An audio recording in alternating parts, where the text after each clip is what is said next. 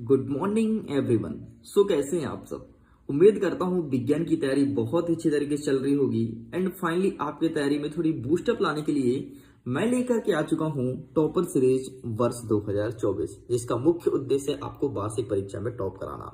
देखिए, विज्ञान की लगातार क्लासेस हमारे द्वारा ली जा रही है, उसमें आपको मोस्ट आईएमपी क्वेश्चंस को कवर किया जा रहा है और जो प्रीवियस ईयर में क्वेश्चन पूछा है उसको भी कवर कर रहा हूँ। एंड फाइनली अब आपके सामने मैं मॉडल पेपर लेकर के आ चुका हूं, जिसके थ्रू आप अपने विज्ञान की प्रैक्टिस कर सकते हैं, अपने जो प्रिपरेशन है तुम्हारी उसको बूस्टअप कर सकते हो। देखिए स्टूडेंट, आपके सामने 4 सेट का प्रश्न पत्र मैं प्रेजेंट करूंगा। Set number A, set number B, C and D. Okay, तो उसमें से सेट नंबर बी के फुल सोल्यूशन को मैंने बहुत अच्छे से कवर किया है, आपको एक एक चीज आसान भाषा में समझाया है। आप स्वयं देख सकते हैं। देखिए, इस प्रकार से हमने बढ़िया समझा कर पढ़ाया है। और अगर आपने नहीं देखा तो प्लीज आइए जाकर के मिडिल एजुकेशन के ऑफिशियल यूट्यूब चैनल पर बहुत अच्छे से इसे एक्सप्लोर कर सकते हैं।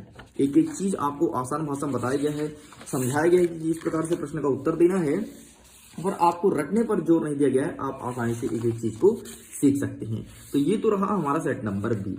एंड फाइनली जब हम सेट नंबर बी साइड करते हैं और अब बारी है सेट नंबर ए की, फिर सी और डी भी कवर किया जाएगा। टेंशन मत लो, एग्जाम के पहले 4 के 4 सेट कवर हो जाएंगे, पूरे आपके मोस्ट आईएमपी क्वेश्चंस खत्म हो जाएंगे।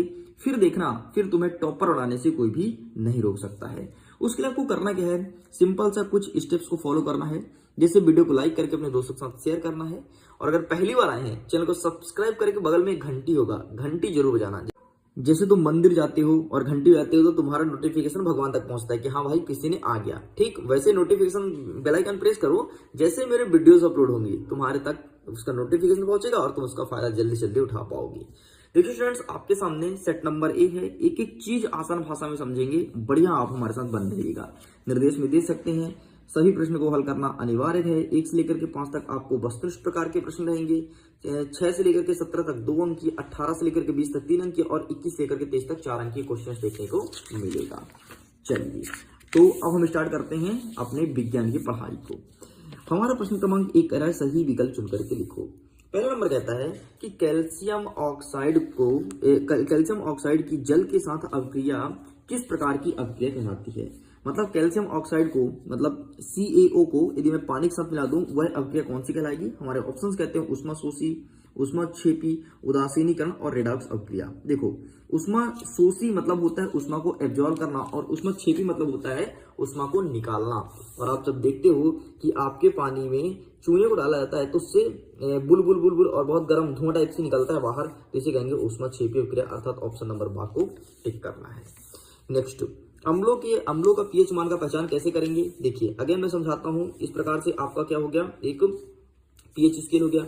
पीएच स्केल 0 से लेकर के 14 तक होता है, ठीक है। और बीच में होता है 7, जो कि होता है न्यूट्रल, मतलब उदासीन, ठीक है। कभी कभी क्वेश्चन ऐसे भी आता है कि ये पीएच स्केल कहां से लेकर कहां तक स्टार्ट होता है, 0 से लेकर 14 तक होता है, ध्यान रखना, ठीक है।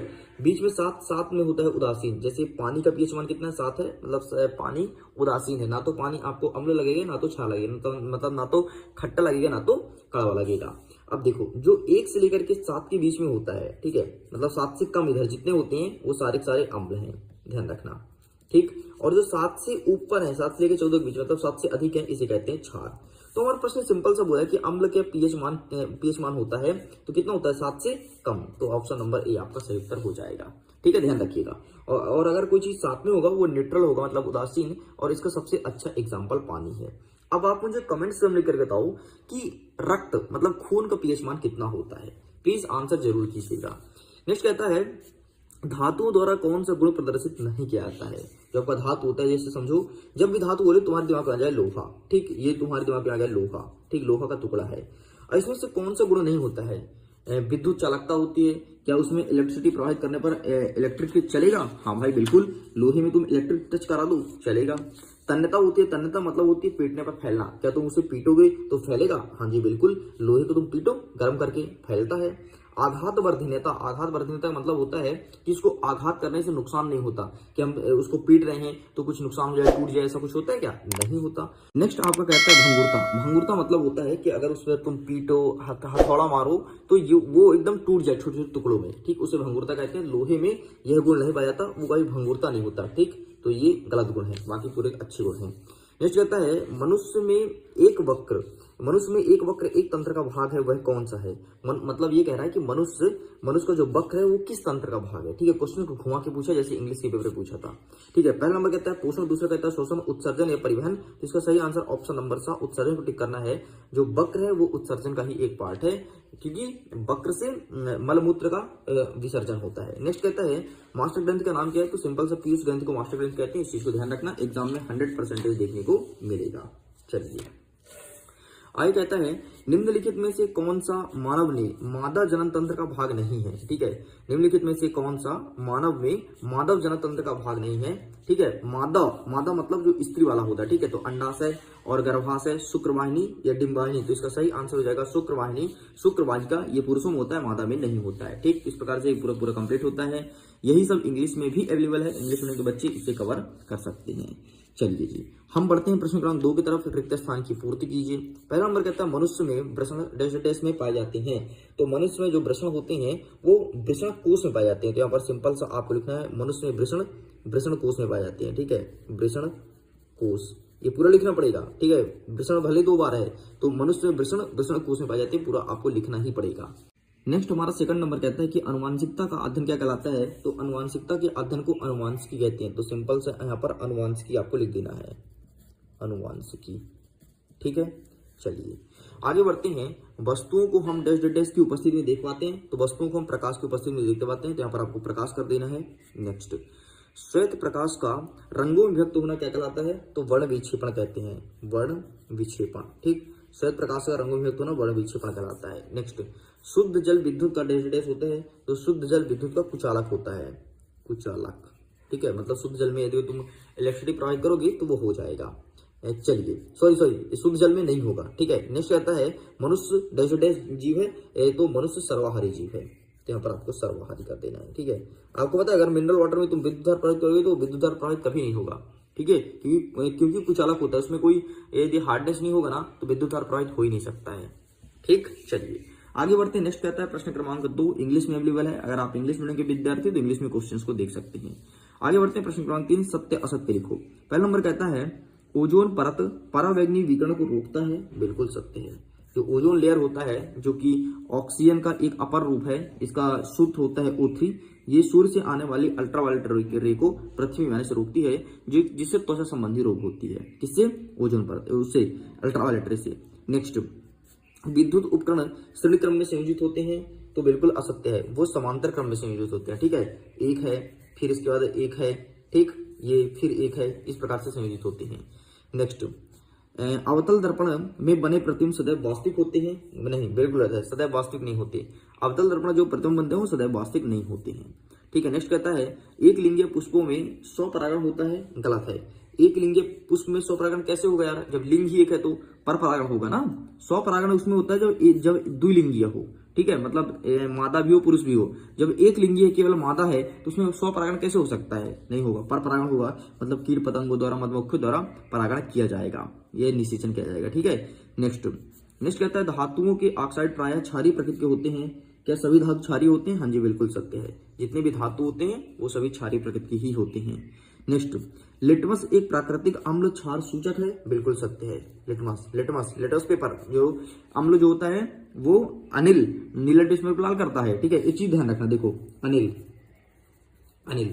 मतलब होता है अम्ल, नीला लिटमस पेपर को लाल करता है।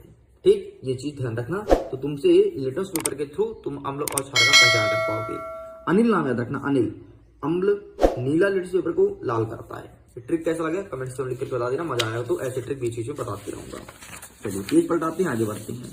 आगे कहता है नेक्स्ट हमारा प्रश्न क्रमांक 4 चौथा नंबर कहता है कि सही जोड़ी मिलाइए। लैक्टिक अम्ल भाई दूध और दही में पाया जाता है, तो दही यहां से मिला देंगे। ठीक है, लैक्टिक अम्ल के कारण ही आपको दही खट्टी लगती है।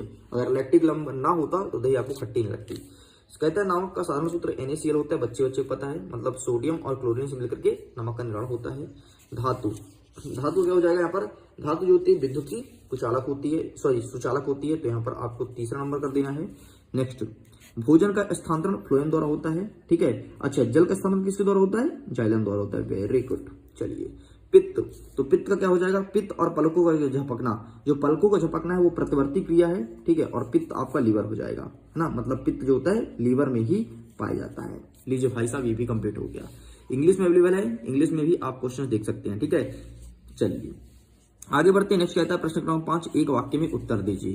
पहला नंबर कहता है दो तंत्रिका कोशिकाओं के मध्य खाली स्थान को क्या कहते हैं, तो इसे कहते हैं, मैं लिख देता हूं, सिनेटस, सिनेटस कहते हैं, ठीक है। नेक्स्ट, नर युग्मक एवं मादा युग्मकों के संलयन को क्या कहते हैं, तो इसे कहते हैं निषेचन, निषेचन, ठीक है, नर और मादा के संलयन को निषेचन कहते हैं। नेक्स्ट, उस दर्पण का नाम बताइए जो बिंब का सीधा और आवर्धित प्रतिबिंब बना सके, तो उसे कहते हैं अवतल दर्पण।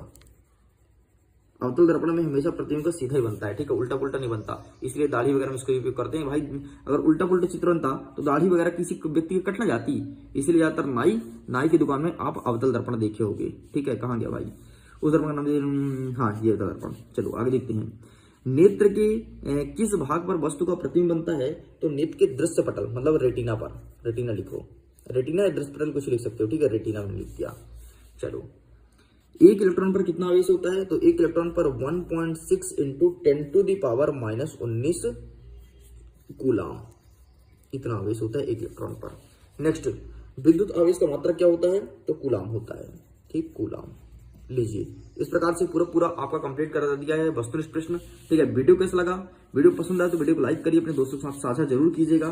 पहली बार चैनल को सब्सक्राइब जरूर करना। जल्दी मिलेंगे आगे क्वेश्चन साथ, आगे क्वेश्चन को एक एक चीज को कवर करेंगे। ओके स्टूडेंट्स, मैं वीडियो एंड करता हूँ एग्जाम के लिए, ऑल द बेस्ट। जल्दी मिलते हैं सेकंड पार्ट साथ। और सुनो, अगर तुमको इसके पीडीएफ को डाउनलोड करना है तो पीडीएफ डाल दिया गया है, जाइए जाकर के पीडीएफ को डाउनलोड कीजिए, लिंक डिस्क्रिप्शन बॉक्स में दिया गया है।